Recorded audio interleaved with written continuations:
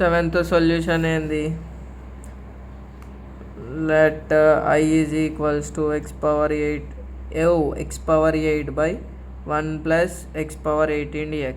Something ఏదో ఒక question తీసుకుంటాం, అంటే ఏదైనా తీసుకుంటాం. ఇక్కడ ఏం చేస్తాము, దీన్ని I is equals to x power 8 వచ్చింది కదా, డినామినేటర్లో ఉన్న పవర్ని ఒక నంబర్ ఎక్కువ వేసి స్క్వేర్ రాయాలి. 9 2s ఎంత? 18. ఒకవేళ ఇక్కడ మనకి 6 ఇచ్చిండు అనుకో, 7 2s రాస్తాం, అప్పుడు ఏమవుతుంది? 14 అవుతుంది. ఎందుకు రాస్తానో ఇప్పుడు చెప్తా చూడు.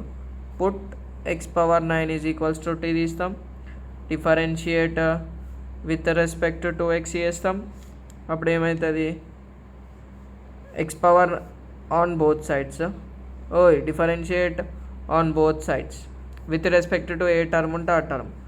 సో 9 x పవర్ 8 dx అవుతుంది. ఇక్కడ t ఉంది కదా, dt అవుతుంది. సరేనా? ఇక్కడ మనం విత్ రెస్పెక్ట్ టు అస్సలు చెయ్యం సబ్స్టిట్యూషన్ చేసేటప్పుడు.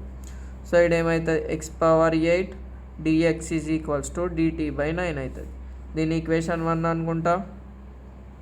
From 1 I is equals to integration of x power 8 dx అంటే ఏం రాసుకోవచ్చు?